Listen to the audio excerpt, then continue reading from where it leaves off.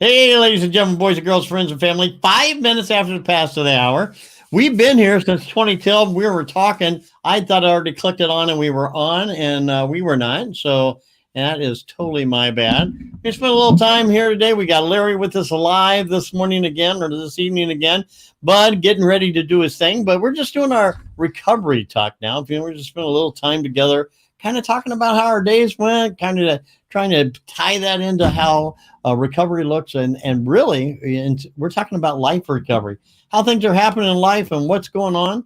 We're going to share this link with you now. If you'd like to share live with us, it's no problem. It's very easy. It's actually easier than Zoom. You just click the link. It brings you here. You can talk. Now, this is an open room, so everybody can hear. But starting tomorrow at 4 o'clock, we're going to have some closed rooms. And so we'll let you, invite you into the room. If you want to go, just get a hold of Larry or Bud. They will get you invited in. And same thing. When you click that link, you'll come into this closed room. It'll ask you some questions. And once you get in, then you can share, and it's closed. Only people can hear it are the people in the room. We don't record these, so there's no copy of it. It's just like a regular meeting, except you don't have somebody breathing on you or drinking your coffee or spilling coffee on you or whatever. So we're glad you're here today. I want to say hi to our panelists today. I want to welcome Larry and Bud to the screen. Hey, guys, how you guys doing today? Good. Doing good. Good. So Larry was up here earlier. We were just talking, and that's how we got into this 5 minutes, talking about Bill and the original anonymity of AA, and before there were no traditions early on. Even when they first wrote the book, it took them a little while to put that piece together. And one of the reasons they wrote the tradition, and especially the one about anonymity, wasn't to keep their life secret. That wasn't part of it. In fact, that's where coming and confessing that they were alcoholic to each other was a big deal. Although they wanted to keep what they discussed in the rooms. Why they wanted to the big books tells us why we want to keep our anonymity at the level of radio, press, and films is because they say, if I can quote this correctly, that recovery, helping other people in recovery, is an advocation, which means it's an extra piece. It's not a paying job, that we have a regular job. And if there's so many, and they believed it then, and we know it's true now, there are so many people that are in addiction, and especially in alcoholism, with no treatment help at that time, then it was if they were afraid, if they said their name out, they would be overrun by everybody asking for help. So there's a little confusion about anonymity and the difference in that and keeping what we say in the rooms quiet. Welcome, Sheila, to the board here today. Hello, Sheila. How are you today? Let me unmute you. I'm good. Thanks. So tell you a couple things about this particular room. In this particular room, anything you say goes straight out over the air. I'll mute you. If you have something to say while we're talking, if you just shake your hand like that, hopefully these guys are watching the board and they'll finish their thought and then they'll pass to you. We're welcoming Ronnie to the board now. Ronnie, you're up. Ronnie has a phone that echoes back sometimes, so if you hear an echo, you have to just click him. And so what I'm going to do is let's have everybody introduce herself real quick. We're going to start up on the top, and I feel like Hollywood Squares. We get just a couple more, we can play the game. And I'm going to pass it to you, Larry. Hi, everybody. I'm Larry. I'm an alcoholic, and I just celebrated 13 months recently. Woo. Yes. All right. We're just going to keep going around the horn. Sheila was next. Sheila, tell everybody who you are. Sheila, alcoholic. I'm almost a year clean. Yeah, welcome. Today we're talking, we actually just got started talking about the big book, where it came from, the roots and anonymity. So keep that in the back of your mind.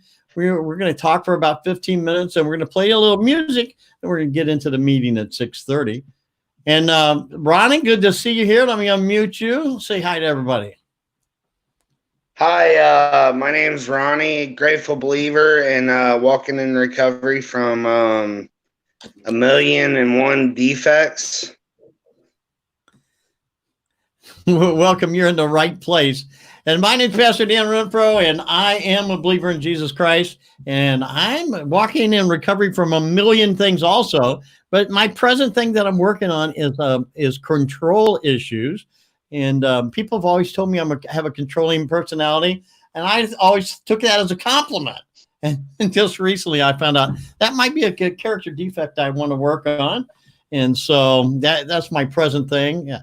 I'm so glad that, as Bill says on page about 552 in the big book, I am so glad God cured me of that terrible disease of addiction. So I'm very excited about that. I want to welcome everybody in tonight. Just tell you what's going to be happening tonight. And right now we're kind of talking about anonymity in the program.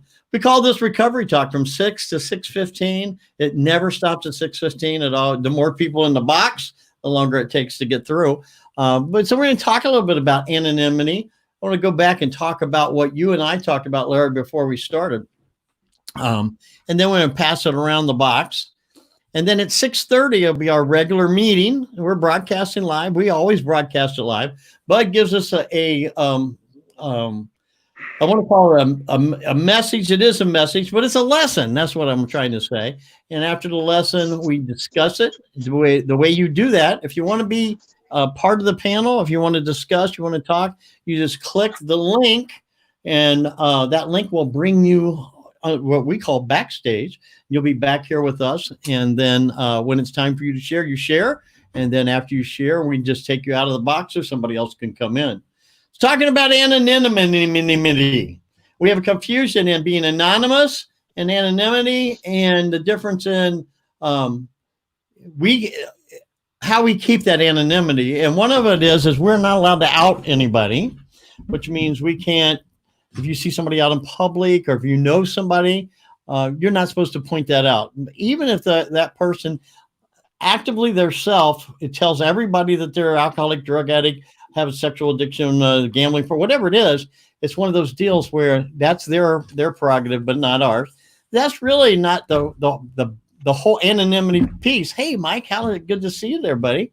That's not really the piece. That's the biggest piece. The biggest piece is why that became a tradition back in AA was because, it could hurt you at your job or whatever, but there was nobody that came into early AA that everybody didn't know that they were an alcoholic. You know what I'm saying? Only the lowest bottom drunks ever made in there. So the reason they didn't want people to know their whole names was because they didn't want to have 1 million people coming to talk to them about, and take over their lives, knocking their door in the middle of the night because there were so many people needed help. Make sense? Everybody say hi to Eric. Hey, Eric. Welcome, my brother. Welcome to Mike also. Hey, Eric. All right. Bud wasn't here to introduce himself, and we'll let you take off the topic here tonight as I pass Bud. Sorry about that. Someone was knocking on my door. Nobody comes all day long till I get ready to do something, then everybody comes. But, on that anonymity, why do they have it on that Thursday night TV show? We got the ladies that is in form of a meeting. I often wonder how they can do that. If they talk about, I'm Christy, I'm an alcoholic, and then they, got the meeting on TV kind of. So how do they get away with that if anonymity is supposed to be no press? Pass it back. Well, we talked about that once before, and it's a movie, and it's fictional TV. When they start out, it says it's fictional. When they end it, say it's fictional. And so, they basically do anything they want on TV. And I don't think any one of them actually claimed to be in the program for real. So they're not actually depicting a real meeting. And I don't know, but they actually have some really cool topics sometimes that sound an awful lot like if they aren't real alcoholics that they know one. But yeah, they're not being a real meeting, so they're not broadcasting one. So they're not violating the traditions so much as they don't care because they're not an AA meeting. So Sheila's back in here. What are you thinking about anonymity? on that if I could. About no, not go. ratting I people. thought you were done. Do what? Go. About not ratting people out who's in AA meetings and stuff. That is a nice thing about Christian recovery and Celebrate Recovery.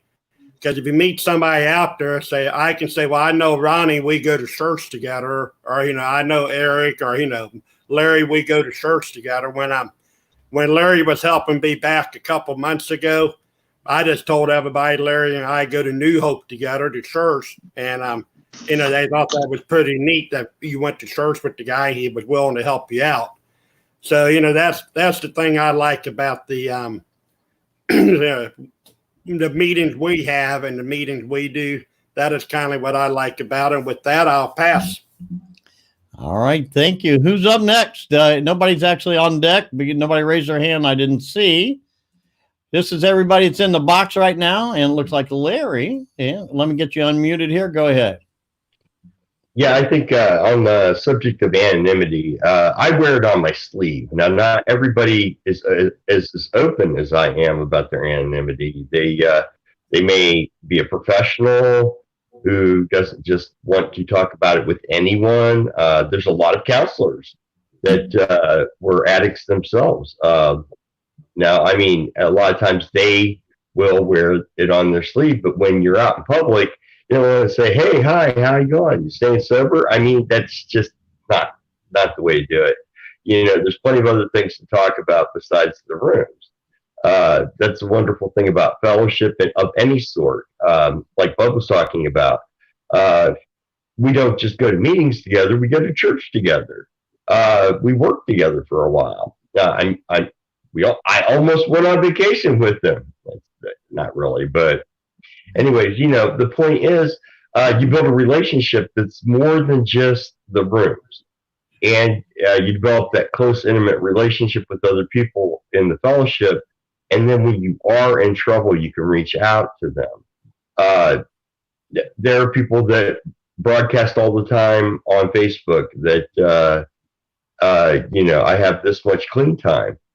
And that's fine for them individually and to congratulate people when they post such things.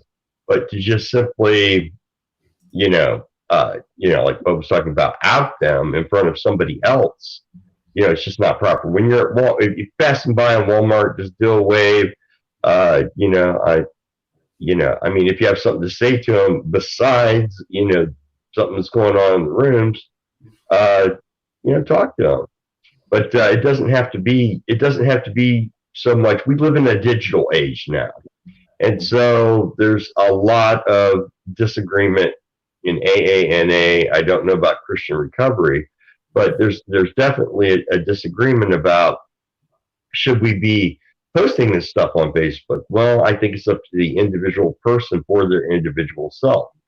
I myself will do anything to help another person stay sober or clean.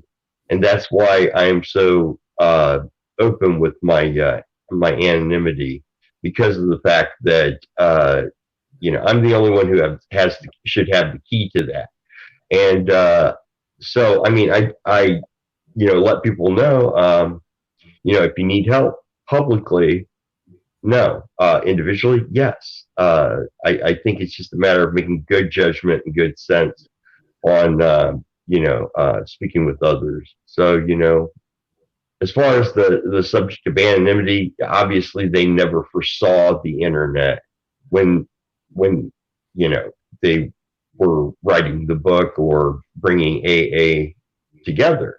So it's just something that we have to kind of make a good individual decision on our own. And if somebody shares that they have this much clean time and they disallowed the share option, that means they wanted you to know and other specific people to know, not everybody in the world to know. So just kind of exercise a little bit of wisdom in that matter. With that, I'm going to pass. Thanks, Larry. Ronnie has a great theory on using the internet to to reach out to people and touch people. Early on, they didn't have all this stuff, and there's twofold problem when great stars like come out and say, hey, I'm clean and whatever, and then they go back, that's the thought. Then it makes people fall or can be a bad representative. But that's not what we're talking about. We're talking about reaching out, letting people know we're not talking about our clean time, whatever. We're just talking about it is a way that there's a way to live a different life, and we'd love to tell you about it. And we just put our experience, strength, and hope. So go ahead, Ronnie. My anonymity, like Larry said, I'm very open about mine. All through high school and stuff, I was part of the basketball team. I was part of the football team. I was hanging out with some of my great friends.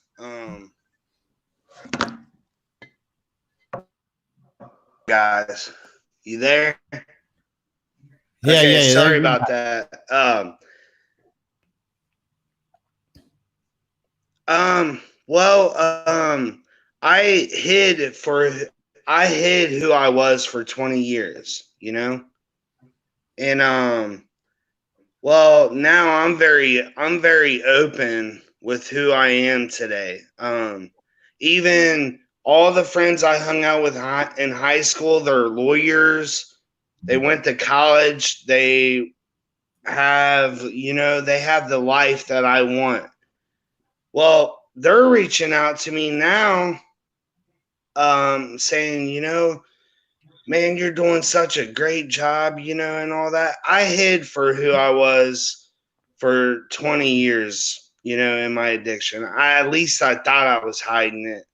But now I'm very open with it. And then after my first year of recovery, I felt now, ever since my year, when I celebrate something, it's not for me. It's for my family. It's for the newcomer. And for me, I wish when I was in addiction, I would have seen someone post about recovery and the meetings they go to, like every meeting I go to, I check in, and I've had over hundreds of messages of people trying to find recovery, be like, man, I seen your whole story on Facebook. I would love to go to a meeting. I've connected with a lot of people that way. Just they wanted to keep it a secret, but reach out to me and be like, man, I need help, and that's why I continue to keep on doing it, and all the guys that I go to meetings with, when they celebrate something, I ask them, hey, you care if I post this on Facebook, when I first meet them, and they're like, yeah, of course, and you know what? That is a blessing because their families somehow see it. You know what I mean? Like with the Woodhaven guys, their families find ways of seeing it. And by the time they get out of Woodhaven, they see all these great comments from their family. You know what I mean? And like, man, we're so proud of you and all that, And I don't only do it for recovery. I do it for like talking about God nonstop because that's the only way my recovery is possible, And I had people reach out to me asking me about how did I find God and, what was my walk like and all that. But today I don't hide who I am. Now the guys, unfortunately, that come to me and say, Ronnie, we don't need these meetings. We don't need recovery. All we need to do is follow God, and we don't have to be defined by our addiction by calling us a recovering addict.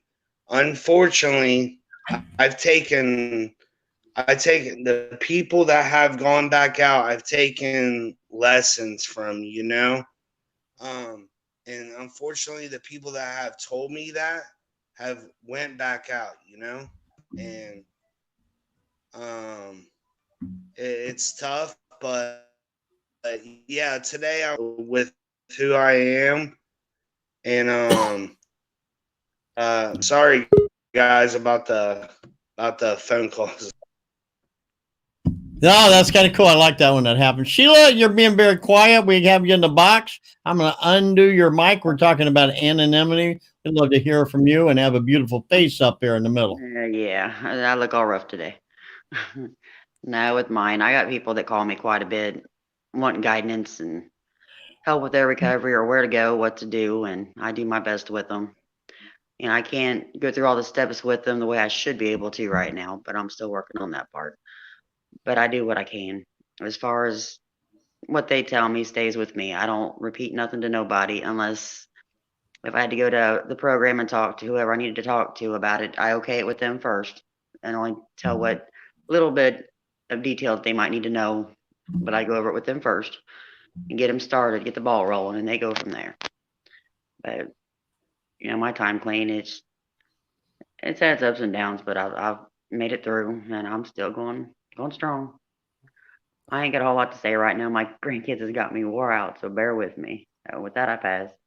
You're fine. Thank you so much. We're coming up to the bottom of the hour, and Bud's getting ready to go get his new dress on so he can get out here and speak. We're staying in this room for the service part.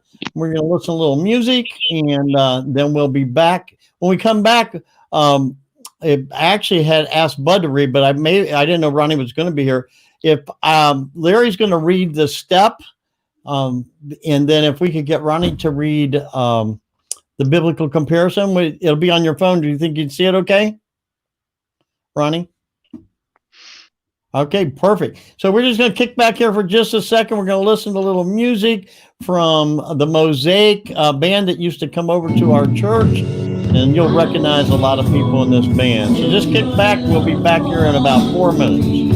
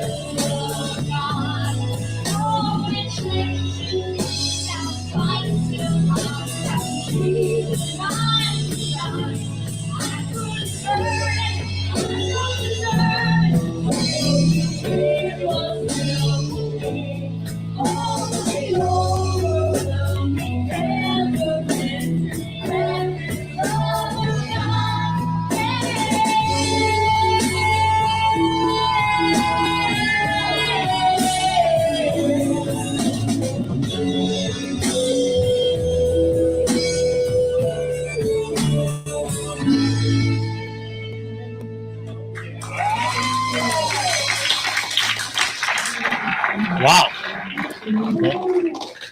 I'd ask Michelle to get us some, well, I got to quit this or this will break on me. If somebody else will be playing stop. No. All right. Hey, welcome in here tonight. I'm glad you're all here. My name is Pastor Dan Renfro. I am from Dayton Christian Recovery, New Hope Church.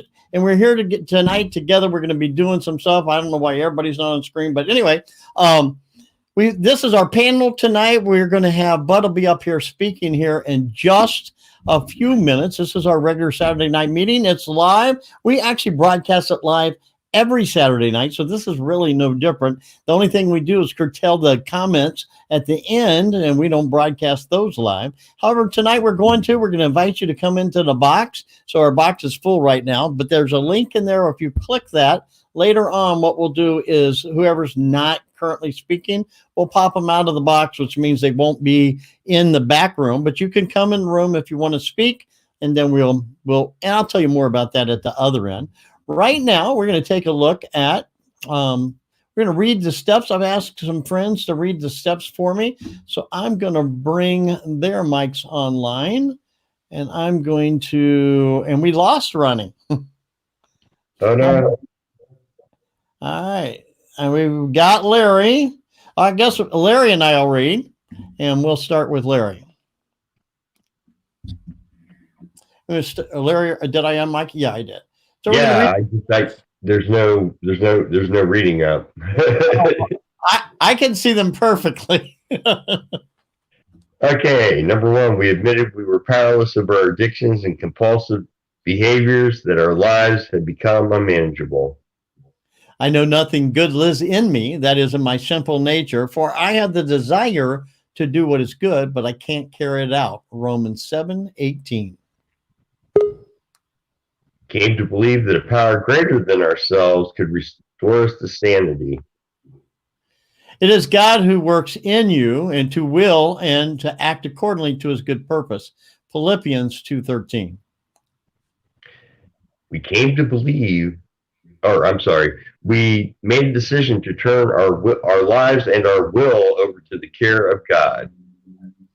Therefore, I urge you, brothers, in view of God's mercy, to offer your bodies as living sacrifices, holy and pleasing to God. This is your spiritual act of worship. Romans 12:1. We made a searching and fearless moral inventory of ourselves. Let us examine our ways and test them, and let us return to the Lord. Lamentations 3:40. Yep, you got it under the live. And you scroll down a little bit. All right, we admitted to ourselves, to another human being, and we admitted to God, to ourselves, and another human being the exact natures of our wrong.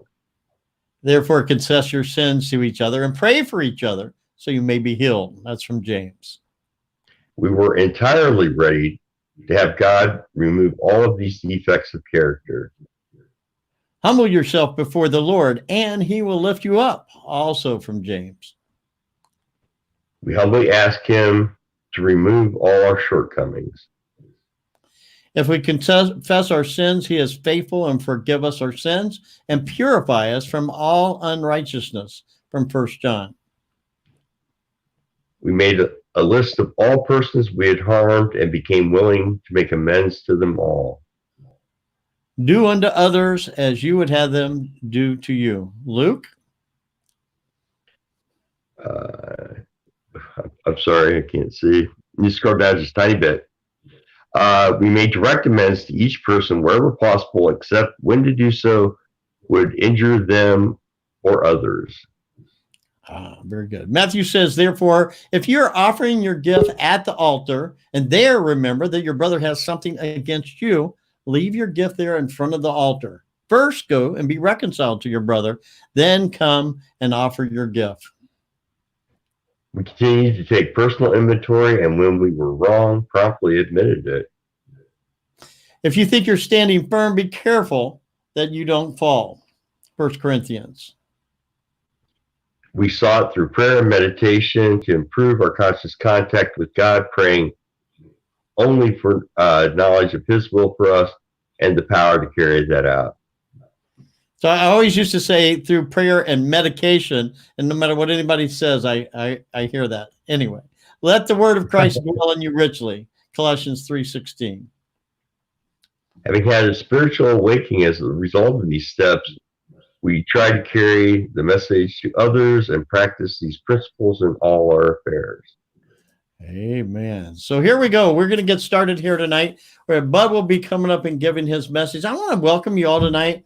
We're going to relax. We'll take everybody's mics off except for Bud. If there's any problem, we just reboot this room. Well, then we'll go back live. We'll be right back. I haven't had any problem, been doing this a while, but just want to let you know what will happen. We're broadcasting live from our YouTube page, New Hope YouTube page, from our Facebook page, and from Dayton Christian Recovery. So if you're on any of those pages, that's great. The only page that I can see you share from, though, I believe is the New Hope page. So if you want to type share, you'll need to go to that particular page. And later on, we've got the queue full first. When we come out of the message, we'll listen to shares from our panel, and then we'll open it up to the floor. We'll actually take our panel out of the queue, out of the box, we call it, and then we'll open it for you guys to come in. Ladies and gentlemen, let's welcome Pastor Bud. Hey, good evening, everyone. Good to be with everybody tonight on this cool Saturday night in Dayton. In the last few weeks, we've been talking. Well, we talked about SEP 1, 2, and 3 a couple of weeks ago. And last week we touched bases on 4 and 5. So this week I kind of like to talk about 6 and 7. I want to keep this going until we get through all 12 SEPs. So last week, and we reviewed SEP 4 and 5 a moment. Last week we did a self-examination of what we wanted to put down on paper and how we put it down. And then in a SEP 5, basically, we just go and we talk to somebody, have a private talk. And after we have that private talk, we go in someplace and talk to God for an hour or so, asking him, did I write everything down I was supposed to write down? Did I do this right? Did I forget anything? So then as we move into SEP 6, we begin taking a look at ourselves a little bit more with our character defects. And in the summer, our character defects got us through the tough times when we was out there in the streets and being an addict, an alcoholic, whatever her poison is. Some of those character defects got us through these tough times. But at the same time, we need to look at them now, because if we have done the other steps right, we are coming up with a new self and a new person. Coming along with this new person, we are seeking everything in our spirit and mind and the way we talk all needs to change differently. And what I remember, at the beginning, we asked God to help us to do whatever we need to make ourselves better. And some of our character defects can keep us going back out, and we really don't need them. So we need to take a good look at them. But remember, through this whole thing, we begun this with we having a willingness to do what God wants us to do. One of the biggest things we tend not to do, we say we got this willingness, and then we hit a tough spot and say, well, I'll do it myself. Well, that's not the way to do it. The way to do it is, ask God, what do you want to remove from me? And whatever you want to remove, I'm happy for you to remove, because, we got to have a clean heart to be able to do this. David in the book of Psalms, I'm going to read it here, chapter 51, verses 15 through 17. Unseal my lips, O Lord, that my mouth may praise you. You do not desire a sacrifice, or I will offer one. You do not want a burnt offering. This is the key to this. The sacrifice you desire is a broken spirit. You will not reject a broken spirit. Repentant heart, oh God. And this is, in my opinion, the secret. I'm working SEP 6 and putting your character defects out there. Is God just wants us to come to him with a broken heart. he doesn't care about, bringing an offering to him or bringing anything to him. He just wants our heart to be, to be open, our spirits to be open to him. And for the spirits to be open, we got to get rid of some of our old defects, because like I say again, this is what holding us back to get to the total victory, and to have a peace of mind. Because now that we had done 1 through 5, basically, we ought to be having a new, fresh mind, a new way to look at things.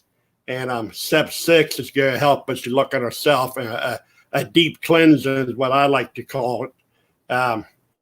One way you can do step 6 is write down what you think is some of your defects. Write down what you think is a character defect. Too much pride could be, or pride is a good one on Bud. So I'm just going to tell you about Bud's.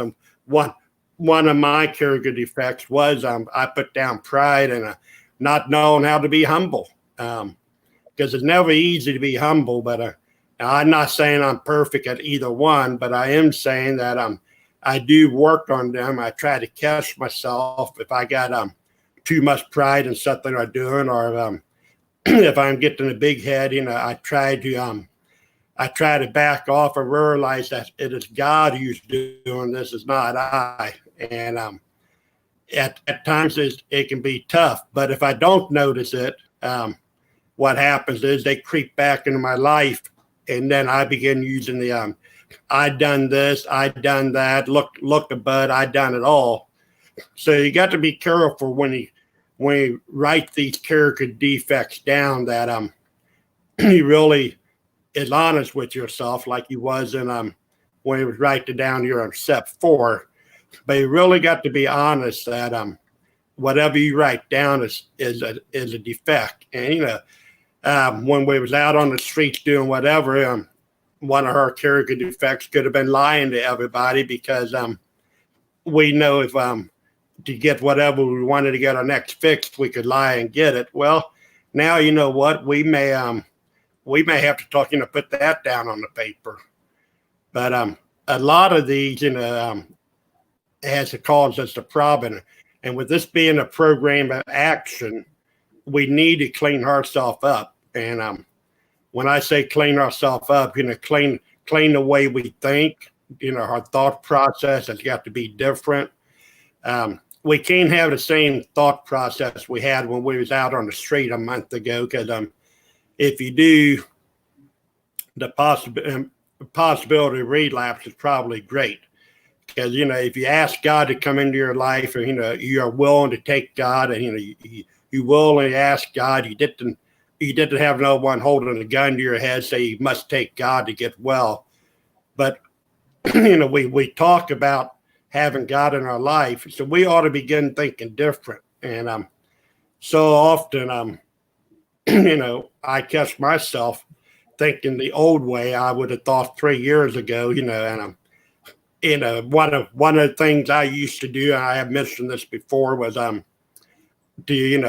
first of the month people get their food card, and I'll buy the food card from them. But now I no longer do that, because I know that is not right. But it's things like that. Was that a character defect? Probably was, because it was making me do something wrong. So we write these down. I write these down on a paper if I can look at them. And it's amazing when you write them down on a paper, how much different you look at something. I'm totally amazed even to this day when I'm sitting here at the house and I write stuff down, because I need to recheck my attitude. Or I need to recheck myself to see if I'm doing right or wrong. So I'm a great one to have 10 different notebooks open when I think of something and write it down. So I would encourage you to write down what you think may be some character defects. Like in verse 15, unseal my lips, O Lord, that my mouth may praise you. When we get to step 6 and 7, we ought to be, thanking God every day. instead of complaining or instead of looking at the negative. But once again, this program is about getting honest with ourselves and getting honest with God. And if we can't get honest with ourselves, we never gonna get honest with God, and that is where we tend to fall at times. We want to hold something back. We don't need to hold nothing back. God knows our secret room. And we only as well as our secrets. We have all heard that say before. So, I probably do my steps all the time without even realizing it. But pride and humble is two dangerous ones for me. And I try to double check, like I say. But so then we move on up to step 7 here for a moment. And step 7 is interesting because when Bill wrote these, and they all go in order, of course, but it's amazing when you look at the Bible and read the book of James and stuff, how these all go together. The book of James is a wonderful book to read if you really want to know about life. The book of James will take you through it, and you see where so many of these 12 suggestions came from, but they all came from the Bible, from I believe like a 4-year Bible study Bill was in with his sponsor. And so I would encourage you to read James, and then read the Beatitudes of Matthew, and read 1 Corinthians 13, I think it is, the book of love. And that would really, everything that is in the other book came right from the Bible, the true big book. But let's get back to the shortcomings. I'm sorry, I got sidetracked. What are they and how do we handle them? Well, I was looking for some answers on that. What are they? How do we handle them? Shortcoming is a polite way of saying sin, weakness, and character, compulsion, dependency, or 1,000 other things. Anything that's causing us to fall short of the glory of God. So, that can be anything. Shortcoming could be always being late. Meeting at 6:30, don't get there to 6:40. Or, shortcoming, in my opinion, could always be looking at your cell phone when other people is talking. That may be a minor one, but there are many different things on shortcomings. This is a program that you got to take action on. And when you're making out your list on your character defects, maybe a shortcoming is something that gets you mad about something. That could be a shortcoming, your temper. And so when you're doing this, when you're doing your list on 6, your character defects, there could also be shortcomings too. And think about that when you're doing it. Have I, since I've been doing this, have I developed enough humility for my life and addiction to see that God's working my heart? Is there any doubts in my own life? Do I have anything that making me live on my own and keeping God out? And that's a tough question. Have I gave everything to God and say totally it is yours, God?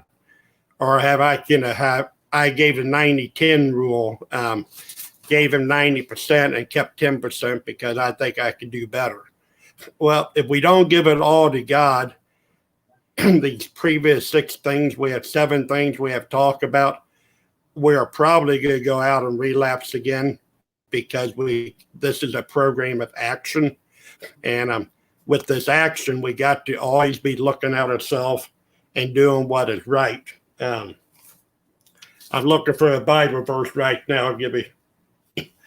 This is Philippians chapter 3, verse 12 through 15.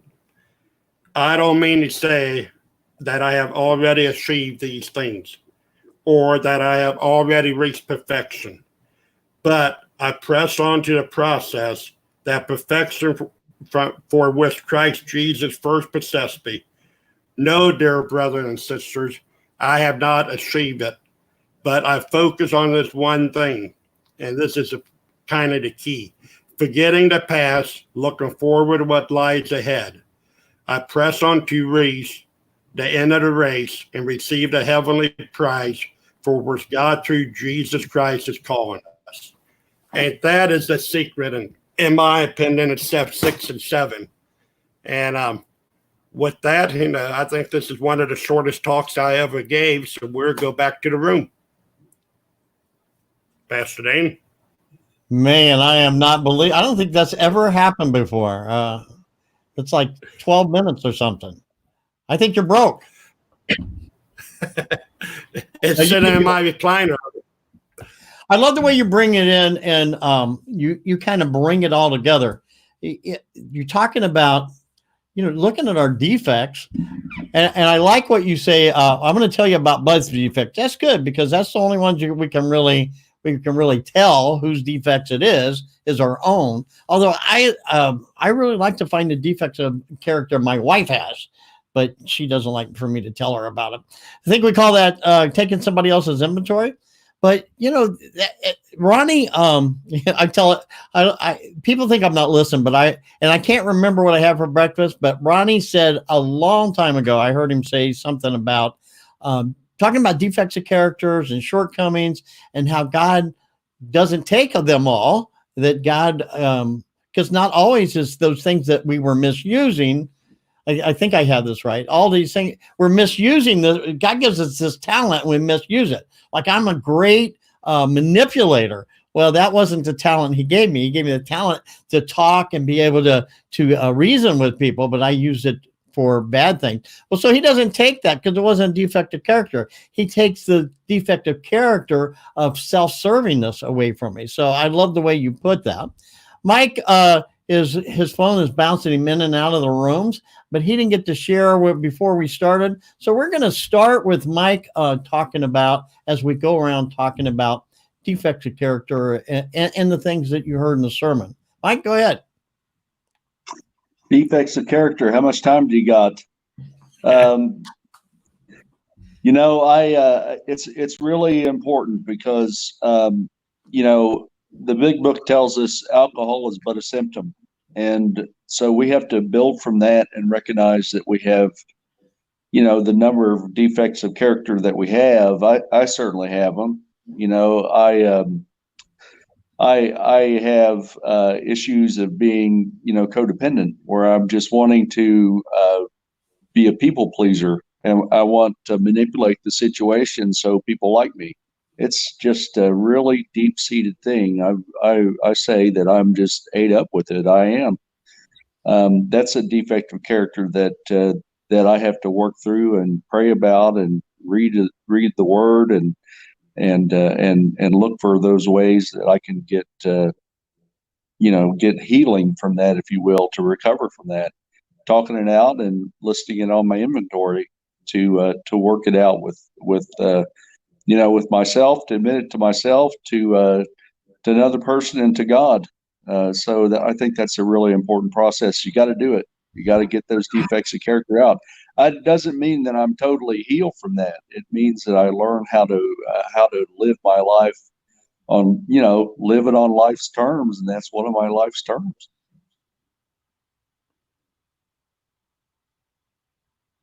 That's a good point. I can't. We have so many different ways to pass this back and forth. When we're done, just tell me you passed, because I get confused. I don't want to interrupt you. Oh yeah, okay. I'm new. Well, I passed. Yeah, thanks, Dan. Problem. Hey, Mike, what I love, you are. I've only known you for a short period of time, but here's what I love about you. You talk straight from the heart, and everybody in this panel, the reason why I think that I'm drawn to them is because we spent so many years, how to put this without getting kicked off, it's always putting BS in front of us, or at least I did. Yeah. This facade in front of me. And so I love how you just come from the heart and you say what you have to say, and you always keep it on yourself. So thank you for sharing. We're going to, let me pop everybody up here again. we're going to keep moving around. As you share, I'm going to kick you back out into the lobby because we only have enough spaces here so somebody else can come in. So, Mike, we're going to let you go out here. Thank you so much for sharing. You're going out in the studio. And how this works now, if you would like to share, we're going to go around the panel now. But if you would like to share, you click this link that I'm putting in the lobby right now. If you're not at, so that just showed up at Dan Renfro page, not my whatever, but New Hope and at New Hope. If you click that, you can come right in here. And we're going to keep this going. We're talking about defects of character or anything you heard in the sermon that you'd like to comment on. The message, I guess it wasn't a sermon. We're going to go to Larry. Unmute you. Larry, you're on. Yeah, that might have been a short talk, but Bud gave me a lot to unpack there. The thing about defects of character, I can only talk about me, but sin, I've learned that sin breeds sin. And that just one of my defects can breed so many other things. Like we'll take, for instance, my pride.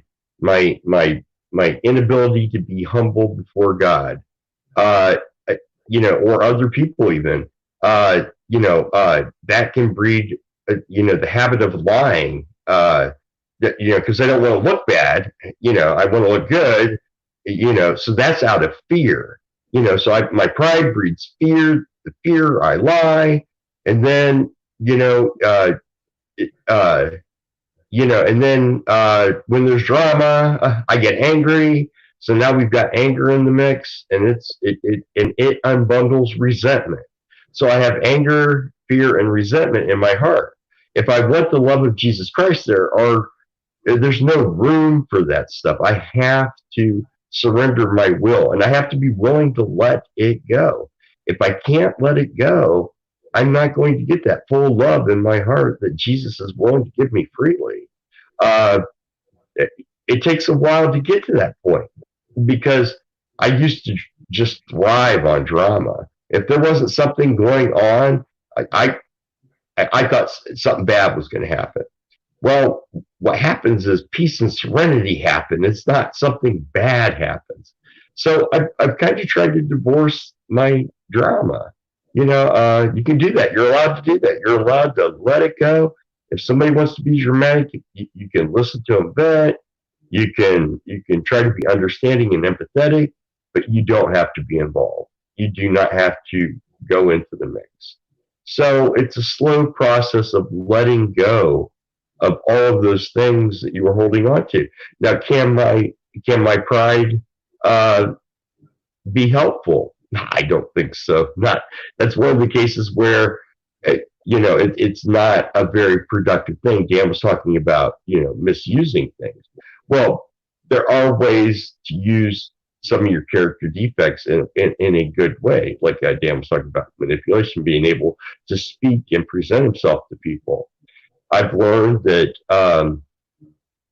just being a presence in people's lives and them seeing them do well and not speaking ill of them and letting go of my character defects so that I can do that with them and not gossip, be a closed mouth person, that people will start to appreciate that and they start to see something in you that they want. What they're seeing is more and more the love of Jesus Christ in your heart because it's not you anymore. It's not about you anymore.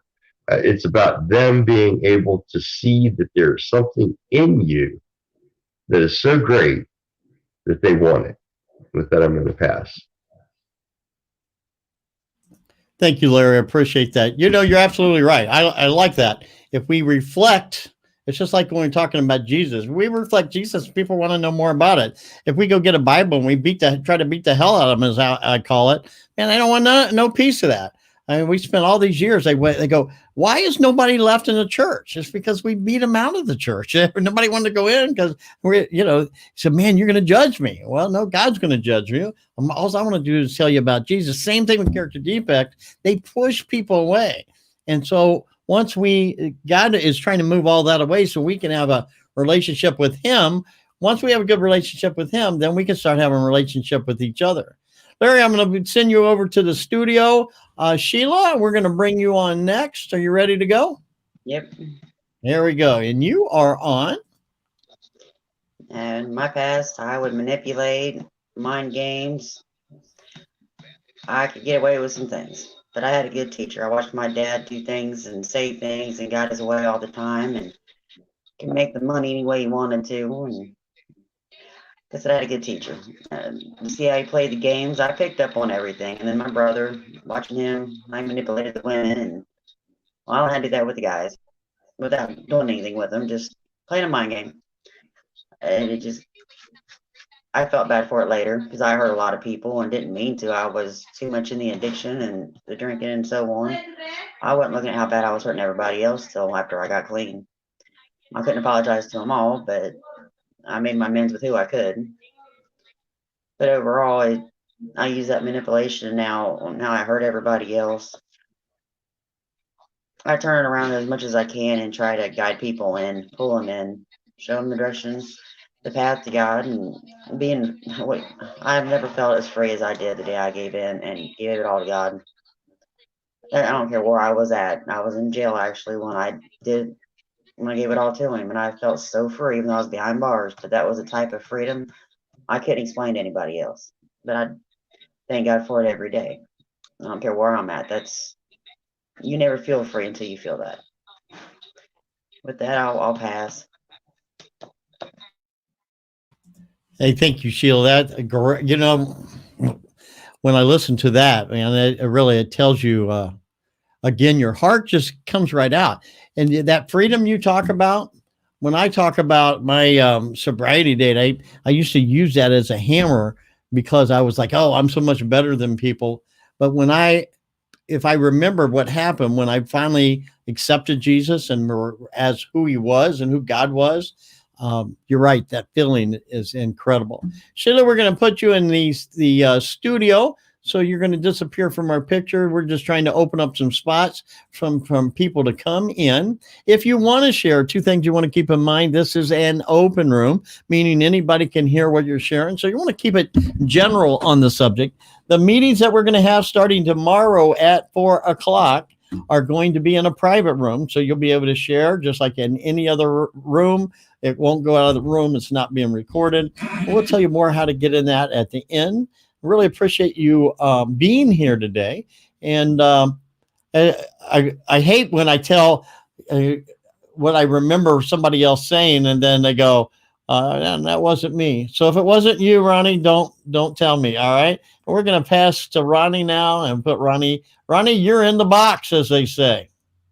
Hey everyone. No, that I think I did tell you that. I had like for the first year I was sober and I was lonely. All I was doing was pretty much staying sober. I was getting to know God. I was giving him my sobriety, but I didn't give him everything. I was like, I could have relationships and, stay sober. But really what it comes down to is that I found this out later in recovery that the same endorphins that get released from drugs and alcohol is the same endorphins that get released when you're having relationships, And what I did was I went to the altar in church one day, and I heard a Casting Crown song, What If I Gave Everything? And it made me cry. Like, I believe God touched my heart that day because I went to the altar. I rededicated my life after I previously did it a year before. And I tell you that, believe it or not, that temptation went away. I don't know how to explain it, but I come to realize you have to give everything to God. I am full of shortcomings. My will. I have to hand my whole will over the care of God and trust him. And he has not steered me wrong once. He has brought people in and out of my life. He has removed people from my life that were doing the wrong thing and all that. And I am blessed. Plus, you have to be ready for change. I wasn't ready.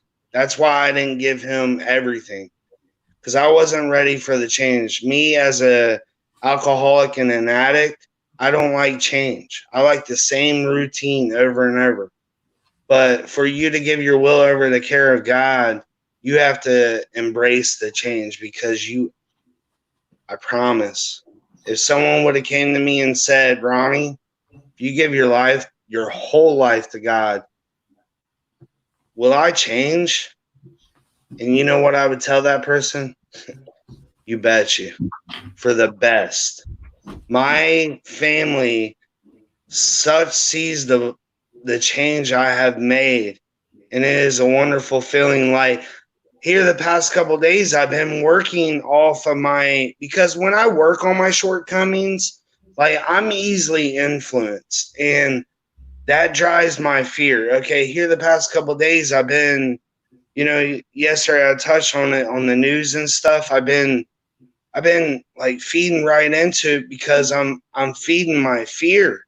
Like I'm getting more fearful because I'm easily influenced, and when I watch the governor or whatever, that is feeding my fear and starving my faith. You know what I mean?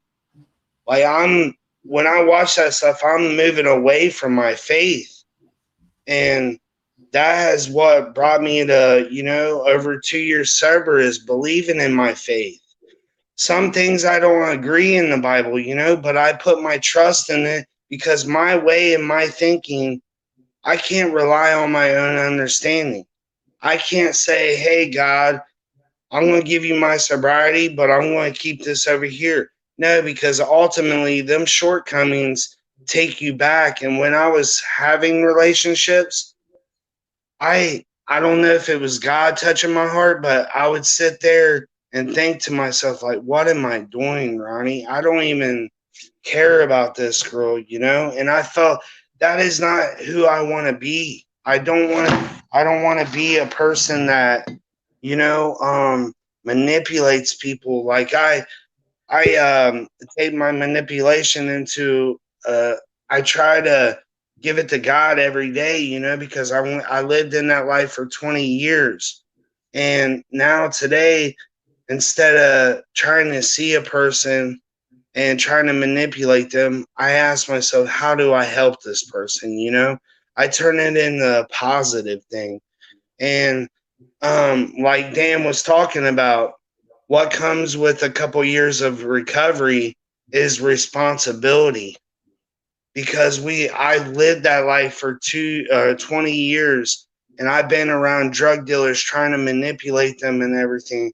Well, if you don't give your care to God, or if I don't give the care to God, I could easily use that manipulation and responsibility that I have, and see newcomers come into the program and use that. And I don't live like that no more. I don't got to live like that no more. That's why God has changed my whole life, and it comes with responsibility. God is pretty much saying, hey, Ronnie, I saved your life. I brought you to 26 months sober. Please don't turn your back on me and use your recovery against something bad. And that pops in my head every time when them shortcomings come up.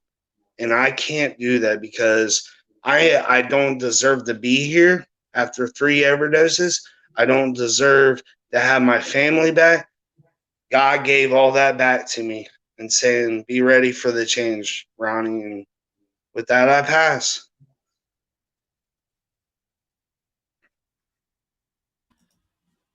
Thanks, Ronnie. I appreciate that, man. I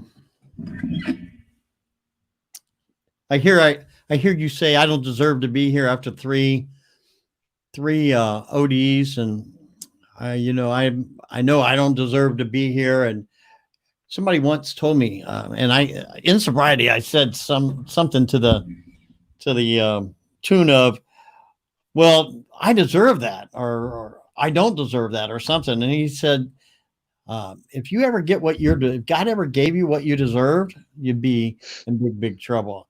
And that was a long time ago. And I still remember that, man. You know, he's right.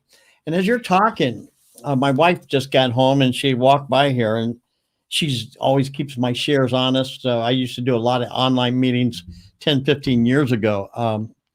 And she would she would walk by and go, "That is not true," out loud so that everybody could hear that. I go, "Well, but that's the way I remember it." But to your point, you know, man, in the old days, we did a lot of stuff, and we always led, or I always led with how will people see me if I tell them that, or I share that, or and that was a long time ago. And then after you've been around a while, you start thinking, you forget. One of the reasons we want to stay with newcomers, one of the reasons is they remind you of where you were when you first came in, and they remind you of a lot of things. One of the things that I think about, you know, I did some terrible stuff, and my behaviors were really bad.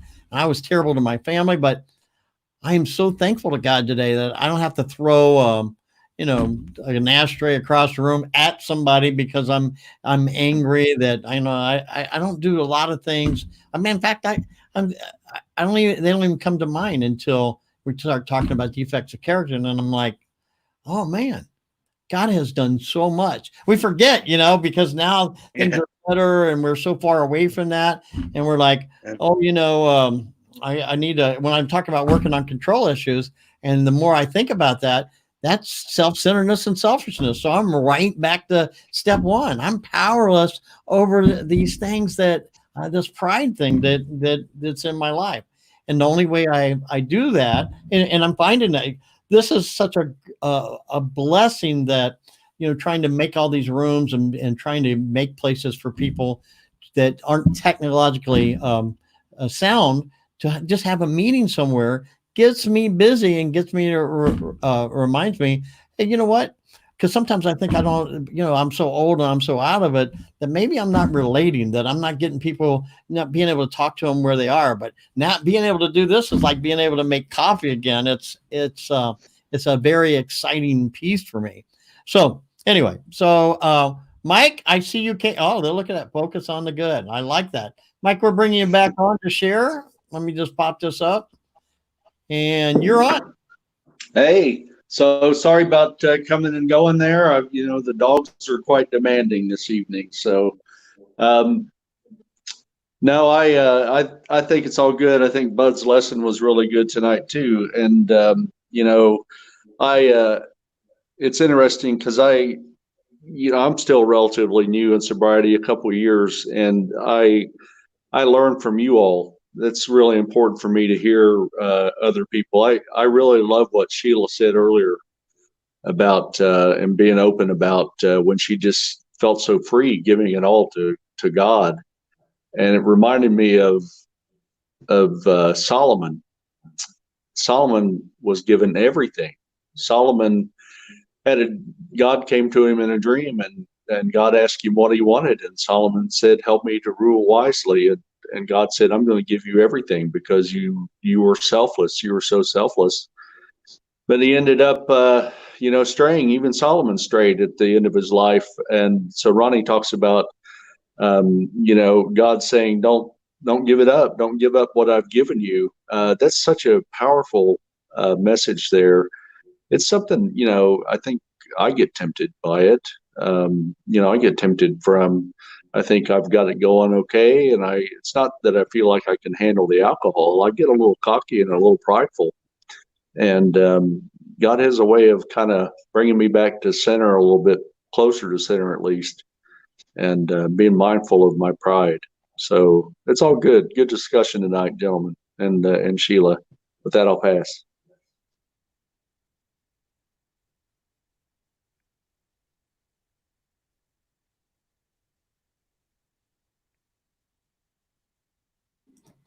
Sorry. I'm still passing, Dan. You got me? I lost the button. I couldn't find the button.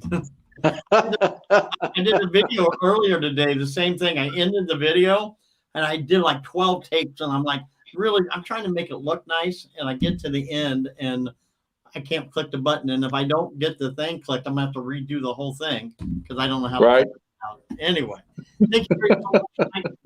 So we don't have anybody else coming on to share. So I am not one to stretch a meeting. If that we're at the end of the meeting, we're at the end of the meeting. Michelle is a good friend of ours, and the starting song she sent us, and she's going to start building some worship music, literally recorded for our Christian broadcast. Our Christian broadcast, we're going to try to make them. Oh, I'm not on there. We're gonna try to make them for 4:00, but it depends. We're gonna work with the Be Hope guy, Larry Howard. We're working with Mike. We're working with Mike Crane. So if they feel like their people would rather have it at 6:30, we'll do exactly like we did here. And then we have an NAA meeting that's going to be hosted by Larry that was here, the other Larry that was with us tonight on Tuesday nights. And as we get different chairs, and if you'd like to chair a meeting, what's cool about it is until you know the technology, I'll go ahead and do the technology piece, and you just chair the meeting. This program is probably the easiest program I've ever seen. You just go to the site and you're on. You just sign in, tell them where you want to be, and you come on. Or from your side, you just click the link and you come on. You don't have to download anything. There's no app, so it's kind of cool. So I'd like to do two things. I'd like to pray now. And then I would like to play this song by Michelle, she recorded this because it's my very favorite song of all time. And you know what? It tells us the whole story. So let's pray. Dear Lord, we just come before you today. We always are before you. We love you. We just ask you, Lord, in this time that its fear is trying to overwhelm us. It's a character defect that the devil puts in place by making us think that there's something happening that's not. But we see a real present danger today, Lord. And we ask you would just come and protect us, our families, and all your people from that.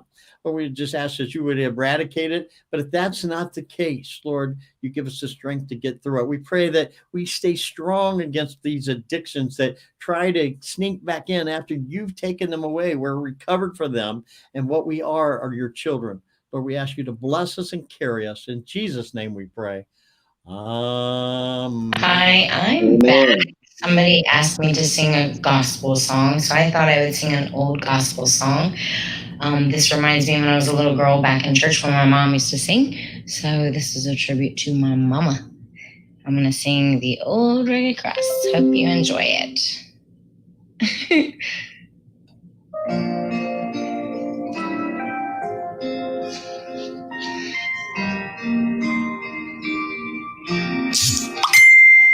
On a hill far away stood an old rugged cross, the emblem of suffering and shame.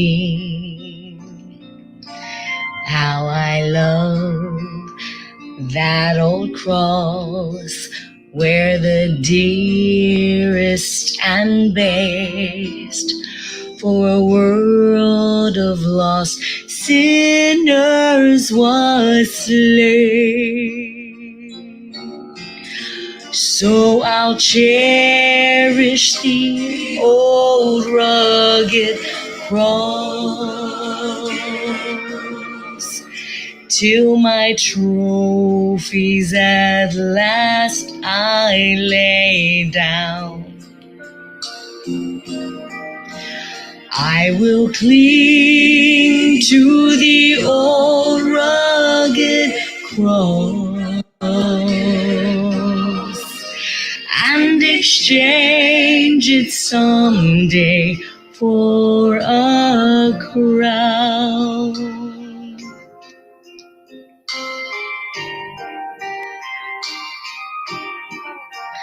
Oh, that old rugged cross, so despised by the world, has a wondrous attraction for me.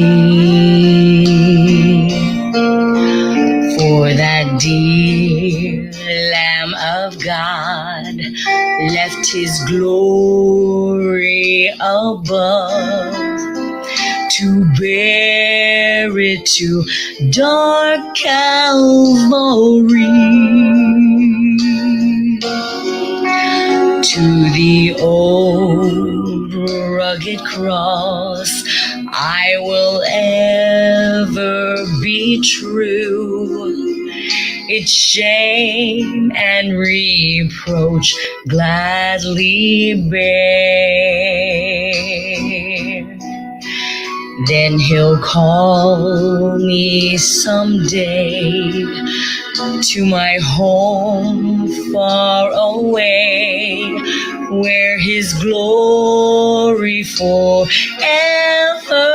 I'll share. So I'll cherish the old rugged cross till my trophies at last I lay down.